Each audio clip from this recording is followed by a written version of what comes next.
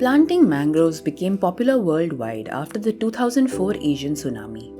It's a nature-based solution to curb coastal erosion and shield against cyclones and storm surges. For the people of the Sundarbans in West Bengal, the services provided by mangroves are a question of life and death, hope and despair. Here, mangrove plantations gained popularity after cyclone Aila in 2009. The state government alone claims to have planted 185 million mangrove saplings and associated species in the Sundarbans between 2020 and 2022, having spent about 600 million rupees for the same. NGOs claim to have planted a few million more saplings. But how have these projects fared? Who is monitoring the survival of these plantations? And how useful are they? এটা হচ্ছে আমাদের চিনাই নদী। এই প্ল্যান্টেশনগুলো যেগুলো বড় mangrove এগুলো হচ্ছে 2-5 বছর আগের 10 বছর আগের প্ল্যান্টেশন। এগুলো হওয়ার কারণে বাঁধের কিছুটা ভাঙন কমেছে। অ্যাট লিস্ট নেক্সটে আমাদের যে প্ল্যান্টেশনগুলো হয়েছে আগের বছরের প্ল্যান্টেশনগুলো অলরেডি বালি চাপা পড়ে গেছে। এবছরের প্ল্যান্টেশনগুলো দেখা যাচ্ছে কম কম উঠেছে, কত দূর হবে জানি না পর্যন্ত। তো মোটামুটি দেখা যাচ্ছে এখন মাথাগুলো। The Sundarbans contain the world's largest area of mangrove forests. In India, the largest share of mangroves, around 42%, falls in West Bengal's South 24 Parganas district. In 2020, after cyclone Amphan wreaked havoc across the Sundarbans, West Bengal Chief Minister Mamata Banerjee announced a mega plantation drive of 5 crore mangroves over 2,500 hectares in the South 24 Parganas district. But the story never ends with just planting mangroves. Mongabay-India's visits to several islands in the Sundarbans revealed that many of these plantations have been washed away.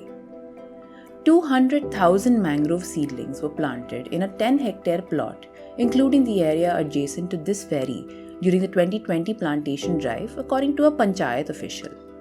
In less than 2 years, a stretch of about 700 meters was lying bare along the embankment with no sign of mangroves. The river had washed the seedlings away.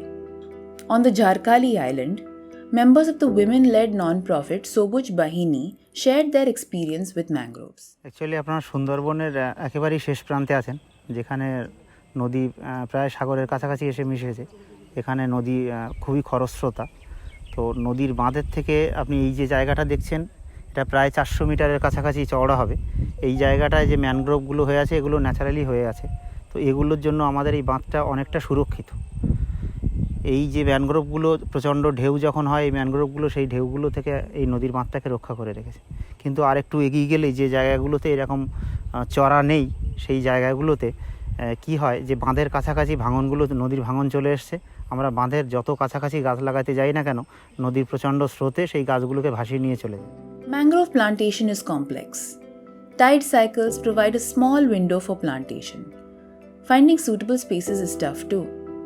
While grown mangroves themselves reduce the impact of cyclones and storms, a number of studies in recent years have shown that young mangroves have poor resistance to erosion. If the wave velocity is high and erosion is rapid, mangrove plantations wouldn't be successful unless the saplings are protected from waves. Choosing the right parcel of land thus becomes crucial for success. লাগানো হলে তো হবে না, লাগানো সময় মতো লাগানো, ঠিক জায়গা মতো লাগানো। যেখানে হবে না সেখানে যদি আমরা কোটালের সার ভাটাতে আমরা ম্যানগ্রোভ লাগালে সেটা তো বাঁচবে না। সেই জন্য মরা কোটালের সার ভাটা পর্যন্ত লাগানোর নিয়ম, সেই নিয়মের মধ্যে যারা যারা লাগাচ্ছে সেই গাছগুলো হচ্ছে, কিন্তু গাছ হয়ে যাওয়ার পরেও সেটা রাখা যাচ্ছে না। দেখুন, ম্যানগ্রোভ প্লান্টেশন প্রচুর জায়গাতে হচ্ছে। আমি যা চলাফেরা রাস্তাঘাটে যা দেখতে পাচ্ছি, অলমোস্ট 50% এটা সাস্টেন করে যাচ্ছে, আর 50% কিন্তু নষ্ট হয়ে যাচ্ছে। তবে এর মনিটরিং দরকার আছে আরও বেশি করে, যাতে এগুলো ছাগল বা গরু ভেড়া এগুলো না নষ্ট করে দেয়।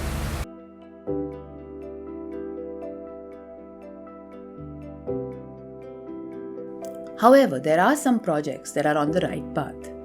In an area called Pathar Pratima G plot, 2 women-led groups, Srijani and Sabuj Sati, planted mangroves in collaboration with the Gram Panchayat. These plantations survived because they were carried out in an enclosed mudflat where the waves are less intense, according to Bulurani Das, one of the project coordinators. In another area nearby, botanists have used a different method to plant mangroves and restore erosion affected areas. The mangroves here are supported by a smaller looking ally, local salt tolerant grass.